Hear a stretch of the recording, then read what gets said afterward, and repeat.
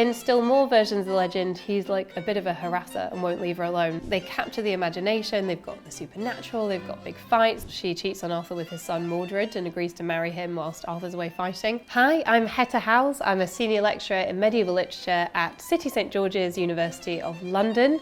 I'm an expert in medieval literature and history, and I'm here with History Hit today to see if I can answer Google's most popular questions about King Arthur. So we can put me to the test.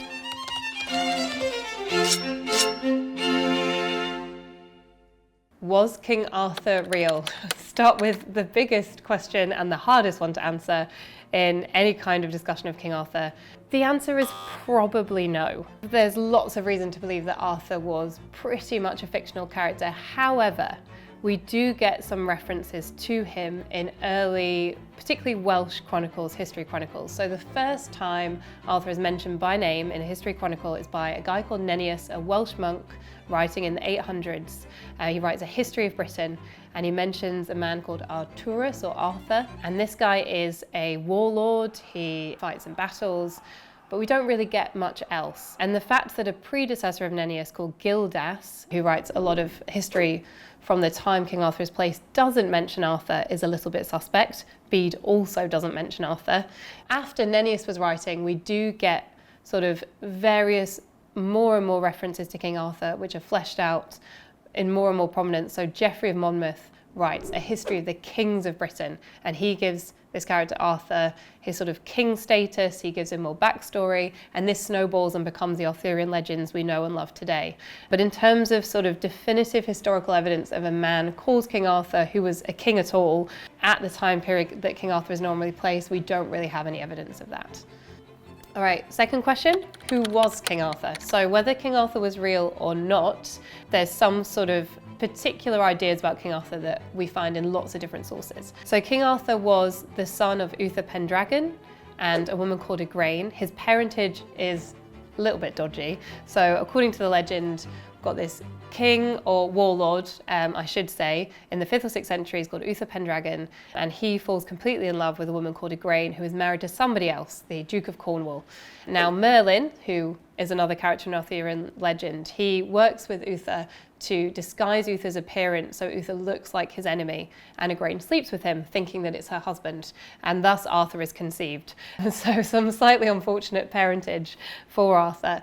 In almost all the early references we get to Arthur, he exists in around the sort of 5th or 6th centuries in this space of time that we know actually very little about in history, when the Roman Empire has withdrawn from Britain and there's a lot of infighting, sort of Saxons coming in, various different battles, and we don't know a lot about this time period. And a lot of people think that actually Arthur was inserted into this time period because it was so shrouded in mystery and complexity, and it's sort of a good story to fill in that gap. He's always a great fighter, so he fights off quite famously the Saxons, he fights in Rome, he almost marches on Rome in one of the legends, and he is famous for sort of bringing Britain together but also carving out an empire overseas. He actually only becomes King Arthur in a text by Geoffrey of Monmouth, so in the early mentions he's a warlord, but Geoffrey of Monmouth famously makes him a king, probably to appeal to his readership who would have understood the idea of a king a little bit better. What was King Arthur king of? So King Arthur is king of Britain in the legend, so he's king of sort of England, Wales, Scotland, parts of Ireland. He also, according to some of the legends, actually is king of parts of overseas. So he takes over, for example, Gaul in the Roman Empire. The idea is that King Arthur wants to make his kingdom as great and as expansive as possible. At the time that a lot of these legends are being written, the idea of a good king was someone who could expand and conquer, colonize basically. So King Arthur is King of Britain, but also elsewhere. However, he becomes particularly associated in later legends, sometimes with England by English writers. Originally, he has a lot of associations with Wales. So the first few writers that mention him are actually Welsh chroniclers. And even now today in Wales, there's a lot of different places that are supposedly linked with King Arthur. Caerleon in Wales is supposed to be where Camelot was, his sort of stronghold, his castle and the hub of his kingdom. When we look back at history, we often focus on the big picture events.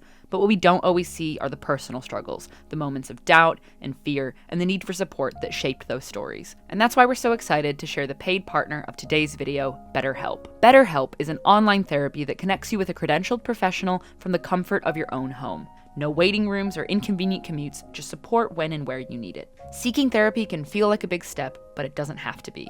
Instead of getting stuck in an endless loop questioning yourself, you can talk through your concerns with someone who's trained to help you find real answers, break old patterns, and build a stronger mindset. All you have to do is fill out a quick questionnaire, and BetterHelp will match you with a therapist tailored to your needs. You can message them anytime and schedule live sessions via phone, video, or chat. And if the match isn't quite right, you can switch therapists at no extra cost. And their customer support team is always there to help you if you have any questions. With over 7,000 reviews and a 4.5 rating on Trustpilot, BetterHelp is a platform you can trust. Going to therapy is a sign of strength, not weakness. Click the link in the description or go to betterhelp.com/historyhits to start your journey and get 10% off your first month. Next question. How do we know about King Arthur? We are very lucky if Arthur were real, in that we actually have quite a lot of sources about King Arthur. The validity of those sources is a different question. But the best way to think about it is there's sort of two traditions or two strands of sources about King Arthur. So you have your history chronicles and you have what we call romance narratives. So we'll start with the history chronicles. History chronicles, things like Geoffrey of Monmouth's Kings of Britain, written in all kinds of different languages, sometimes Latin, sometimes Welsh, sometimes English, that tell the story of how Britain came to be and actually often try and associate the history of Britain with classical legends, so the fall of Troy, the Roman Empire, things like that. The history chronicles purport to be true. So they are saying there was a man called Arthur, he was real, let me tell you about him.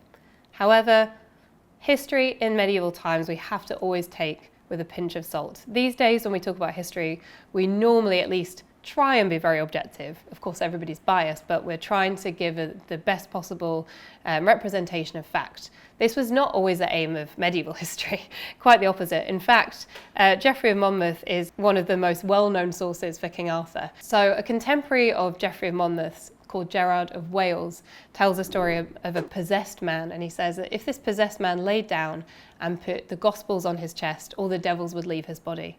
But were someone to put Geoffrey of Monmouth's history of the kings of Britain on this man's chest, all the devils would come back. So he basically said that what Geoffrey of Monmouth was writing was nonsense. Whether this was rivalry or whatever else, we don't know. So we've got the history tradition, which we have to take with a little bit of a pinch of salt. The writers are claiming that what they're saying is factual. Some of the characters that appear in it are verifiable, others not so much.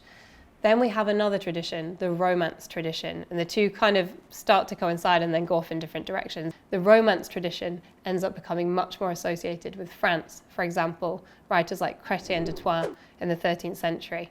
Romance doesn't mean love in this time period. It means a genre that is interested in stories of knights, damsels in distress, often love stories too, perhaps a supernatural.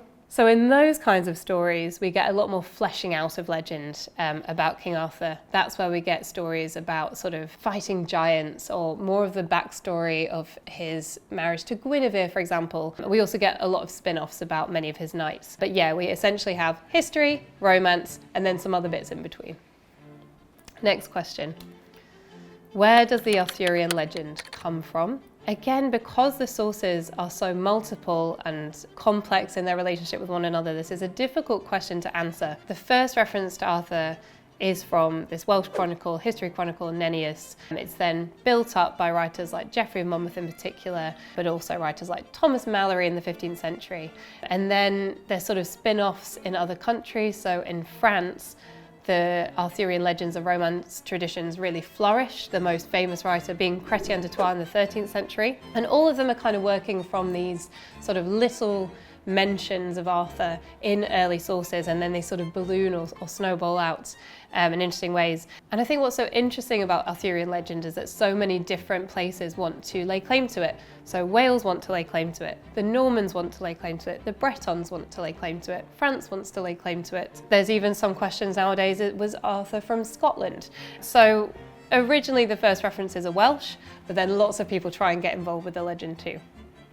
Ah yes, was King Arthur Welsh? To be honest, no matter which way you think about it, yes, King Arthur at least was associated with Wales more strongly than with anywhere else, at least originally. So those early mentions in history chronicles, you know, someone says, Was King Arthur real? We tend to go back to Nennius, we go back to Geoffrey of Monmouth, they're from Wales. And other characters that are quite big in the Arthur corpus are coming from Welsh tradition as well. So Merlin is the advisor to King Arthur, and he's coming out of fables and folklore that are also coming from Wales. And Camelot, which is one of the sort of biggest settings from Arthurian legend, may well have been in Wales.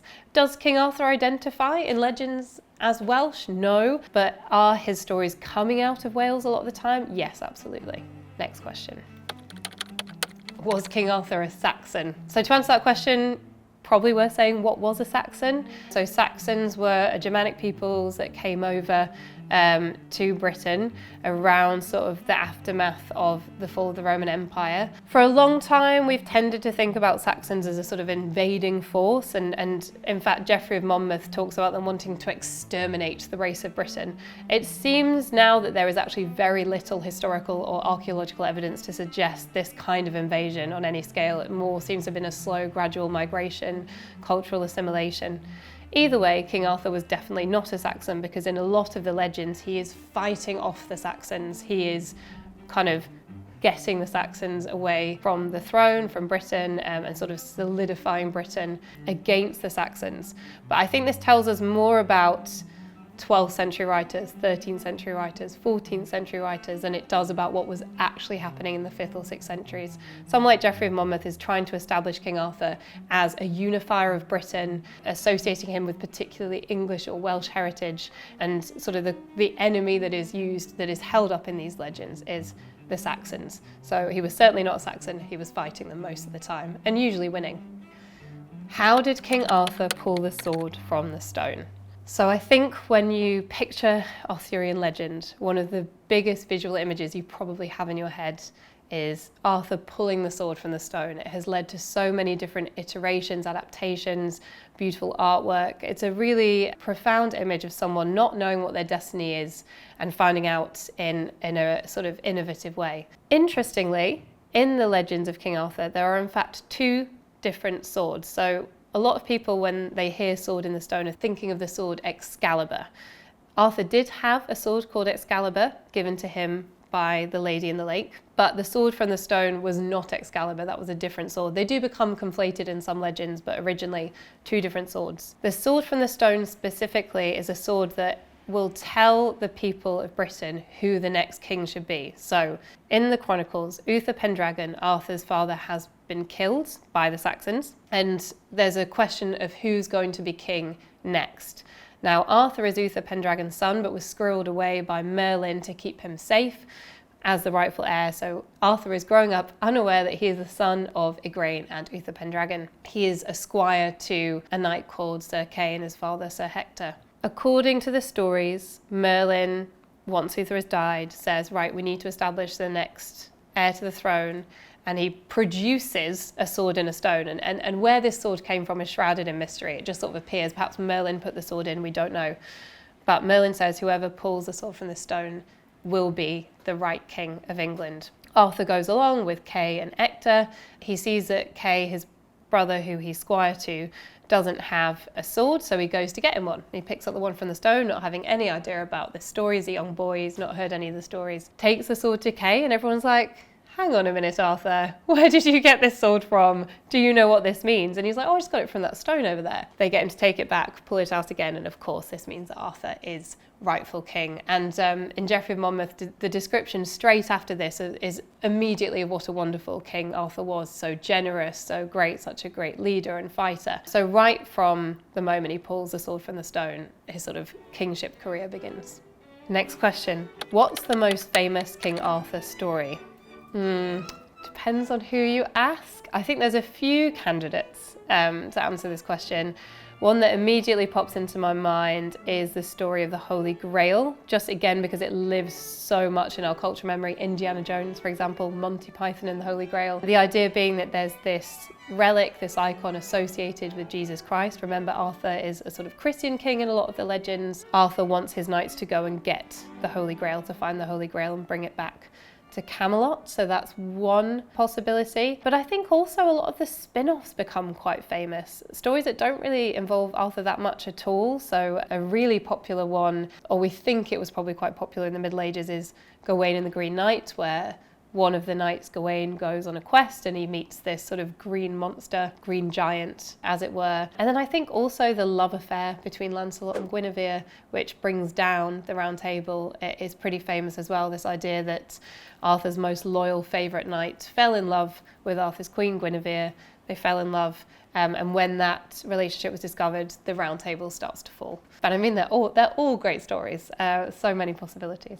If you were to ask me what's my favourite King Arthur story, it's actually one written by a woman. So usually Arthurian legends are written by male writers or anonymous or transmit orally. But there was a French writer called Marie de France, who wrote a number of different sort of kind of fables. And one of them is set in the Arthurian court of Camelot. In her story, Arthur doesn't come across well at all. Her story is called Landval. It's about one of Arthur's knights who's come across from a different country, sort of a stranger in a strange land. And Arthur sort of forgets about him. He forgets to give him any money or look after him.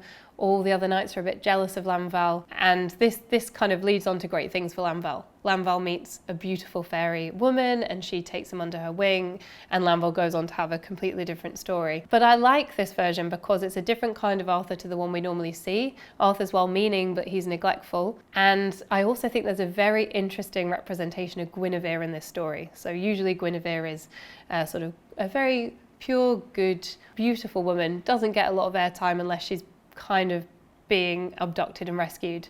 In Marie's story, she's quite petty and jealous, and she sort of turns the narrative in that way. So I think it's an interesting story because we would expect perhaps Marie to make Guinevere a bit of a heroine, but she kind of does the opposite. Next question. Who was Merlin in the Arthurian legend? I think Merlin gets almost as much traction in our imaginations these days as Arthur does, and of course you have the TV series Merlin and various other adaptations that put him front and centre. Merlin is essentially invented by Geoffrey of Monmouth, who was writing in the 12th century. So when Geoffrey of Monmouth is fleshing out Arthur's story, he brings in Merlin. But there are earlier references in sort of Welsh folklore of a kind of Merlin-type figure that we think Geoffrey of Monmouth was picking up on. Merlin is a really shadowy figure in the tales. Sometimes he seems quite benevolent, other times he seems more menacing. He usually can tell the future, although he can't do anything about the future he sees. He's also crucial and pivotal in a number of the key moments that we tend to think of in Arthurian legend and literature. So, for example, he is around at Arthur's conception when he helps Uther Pendragon disguise himself as another man so that he can sleep with Igraine and give birth to Arthur. He prophesies to Arthur what will bring about Arthur's downfall. He's also the one who brings a sword in the stone, so he's kind of always around, but it's not always clear what his motivations are. He's often seems to be a kind of counsellor to Arthur. He has a bit of a side love story with the lady in the lake, Nimue. In some versions of that legend, Nimue is completely in love with him, and she traps him so that she can keep him all to herself. Other versions, she tricks him into giving her all of his magical secrets, and then she gets rid of him by trapping him in an oak tree. In still more versions of the legend, he's like a bit of a harasser and won't leave her alone, so she traps him to get rid of him. And I think this is testament to how different Merlin can seem in all the different legends. He's sort of magical for sure, sometimes a shapeshifter, can tell the future, but we're never quite sure what side he's on in terms of is he a good guy or a bad guy. There are also some versions of Arthurian literature in which Merlin has a quite demonic history. So he gets tied up with what we call the harrowing of hell. In medieval Christian imagination, there's this idea of all the devils down in hell, and Merlin gets wrapped up in that. They want to produce an antichrist to rival Jesus. So they decide they're going to sort of impregnate a woman on earth who's going to give birth to an antichrist. But because the mother has Merlin baptized, she manages to swing him back to the side of good. But again, this just shows that he is sort of often swinging between the evil and the virtuous in the legends. Next question. What was King Arthur's Round Table? So the Round Table, again, is one of those really visual elements of the King Arthur legends. In most retellings, we'll get some nod to the Round Table. Originally, it seems to have been part of the sort of oral storytelling tradition around King Arthur. And in its first iterations, it's actually Arthur's dad, Uther Pendragon, that sets up the Round Table, although Arthur keeps it around. In later legends, it becomes associated exclusively with Arthur. Arthur is the one who sets up the Round Table. So what is it? Well, it does what it says on the tin. It's a round table. Why is that important? Because it means no one is prioritized over anyone else. If you're sat around a round table, everybody is equal. There's no head of the table, there's no bottom of the table, and essentially irons out any kind of inequalities. So what we tend to get in mentions of Arthur's Round Table is this emphasis on him wanting everyone to feel like they have a seat at the table, everyone's voice will be heard, an egalitarian, almost democratic society. Yes, he's still the king, he still is in charge, but everybody is sort of a knight and everyone is respected. So the first real mention of it properly in that sense is from a writer called Was, a French writer in the 1100s, and he talks about it in much that sense, but also in quite a sense of the empire and Europe. There's sort of people from all over Europe sitting at the table, this idea that Arthur is drawing in not only people from his own country, but also he's a bit of a statesman as well politically. So we have an English writer called Layman, and he sort of expounds on this legend in the sort of late 12th, early 13th century by having the establishment of the Round Table, putting an end to a fight amongst some barons and nobility in Arthur's court. So everybody's fighting about who's more important than who. And he's like, I'm sick of this, let's have a round table. So that's the kind of backstory of the Round Table. Who are the Knights of the Round Table? The way that I like to think about Arthurian legend and its characters is a little bit like how we might think about comic books today or sort of franchises like Marvel or DC, where there's certain characters that everybody's kind of familiar with, like the Hulk or Captain America or whatever else, and there's certain characteristics or personality types or superhuman powers we associate with those characters. It's not so dissimilar to Arthurian legend, actually. There's a number of different knights of the Round Table who pop up again and again and again, and sometimes they just get a cursory mention, sometimes they actually get a whole story dedicated to them, a kind of spin-off situation, and normally as well, their characters will change a little bit depending on who's writing. They're given new adventures, maybe more depth to their characters, but there's certain characteristics that are fairly stable. So some of the most famous Knights of the Round Table, who were they? Lancelot has got to be one of the most famous Knights of the Round Table. Lancelot is a foster child of the Lady of the Lake. She brings him up in the fairy world of Avalon, so he's got 1 foot in the supernatural, 1 foot in the human realm. He is also supposed to be one of the most handsome, able, brilliant knights ever. Arthur, particularly in Thomas Malory's 15th century text, Le Morte d'Arthur, which is a pretty definitive and famous version. I mean, he doesn't have enough nice things to say about Lancelot. Lancelot, however, is also trouble in the sense that he falls in love with Guinevere, who is Arthur's wife, and their love affair will will be one of a number of different causes towards the fall of Camelot, contributing to Arthur's death. We have Galahad, who is Lancelot's son. Galahad is the one who will be able to get the Holy Grail because he's so pure.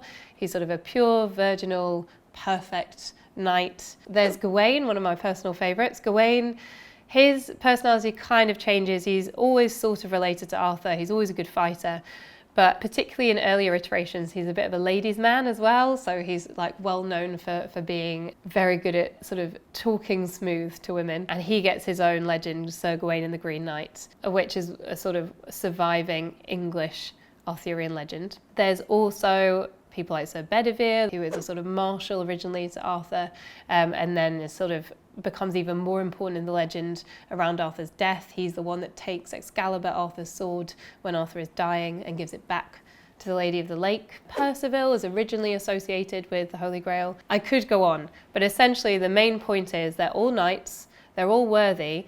They do get into some dastardly behaviour in various different legends, but they're a sort of shifting cast of characters that people would have been familiar with, to the point that if you heard a particular knight's name, you'd be like, okay, I know what kind of knight this is. I've got a bit of an idea what kind of story I'm going to hear next. Where is Camelot? This is a question a lot of people would like answered. To start with, what is Camelot? Camelot is Arthur's stronghold. It's the hub of his court. It's where kind of a lot of the scenes of Arthurian legends happen. Where it is a much more difficult question to answer, and lots of people have tried to figure this out, but because there's not much to go on in the history books, we don't really know. So in terms of the name, some people have thought it might be associated with Caerleon in Wales. Another one is Cadbury Castle in Somerset. There's other candidates too. For me, it isn't anywhere. It's an imaginative space that is much more to do with what it represents than where it is. But I think the fact that lots of people have tried to figure out where it is shows an impulse to be wanting to lay claim to this really important legend for Britain.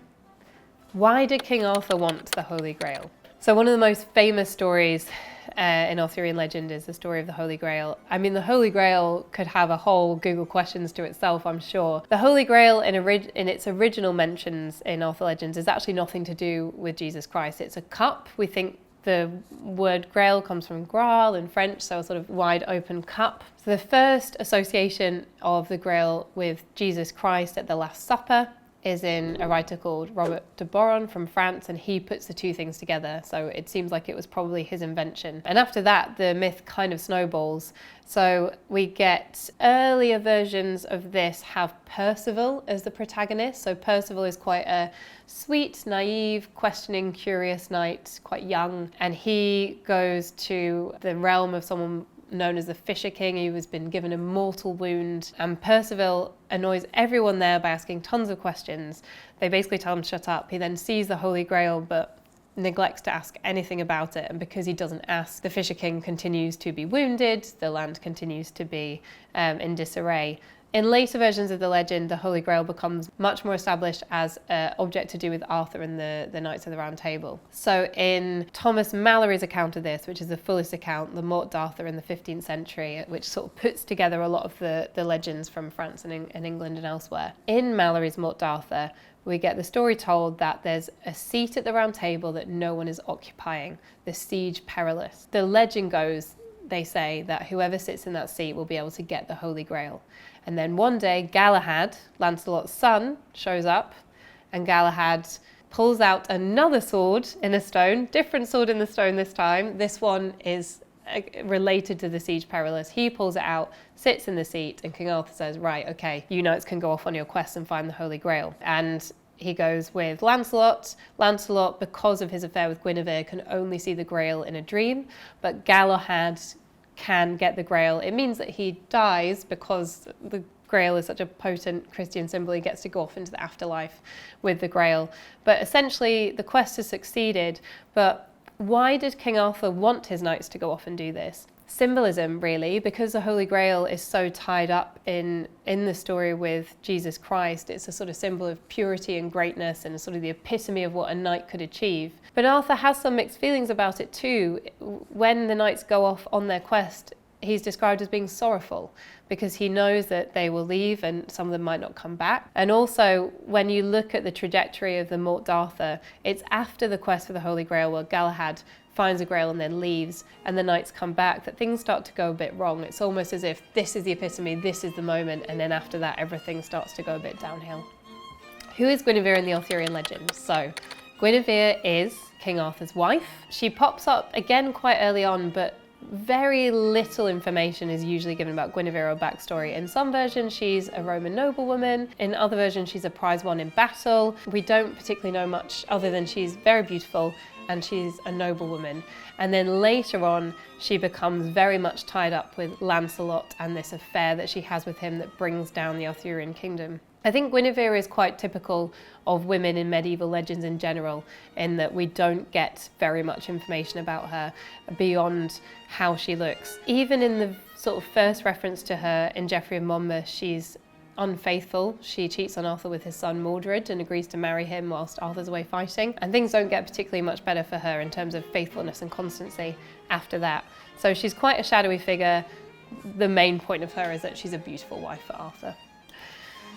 Who betrayed King Arthur?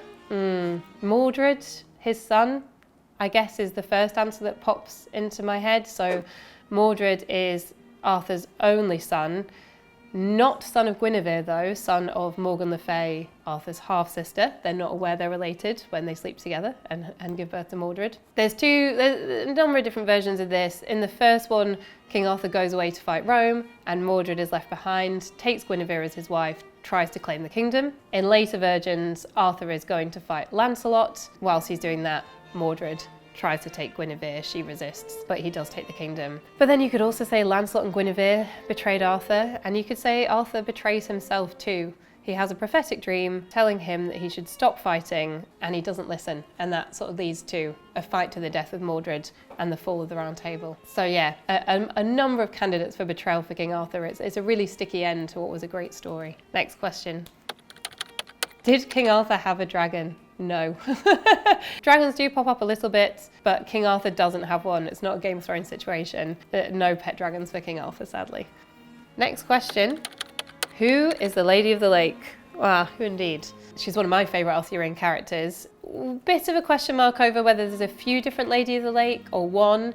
We get a few different names associated with her: Nimue, Ninian, Vivian. But the sort of consistencies of her character is she's always associated with water, Lady of the Lake. She's always associated with Arthur's sword Excalibur, as in not the sword in the stone, but Excalibur. So she's the one who gives Arthur the sword, and then she receives the sword back when Arthur is mortally wounded. She also is a sort of foster mother for Lancelot. She takes him to Avalon, the sort of land of the fairies, and raises him from being a boy. There's also a bit of a side story where Nimue, which is one of the names we have associated with Lady of the Lake, has a love affair with Merlin and ends up trapping him in either an oak tree or a hole in the ground or various different places, either because she's so in love with him she wants to keep him to herself, or because she's sick of his advances and wants rid, depending on which version of the story. But yeah, she's very beautiful, she's always in the water, and she's sort of almost a bit of a fairy godmother where the sword and Arthur are concerned. Next question. Was King Arthur a good king?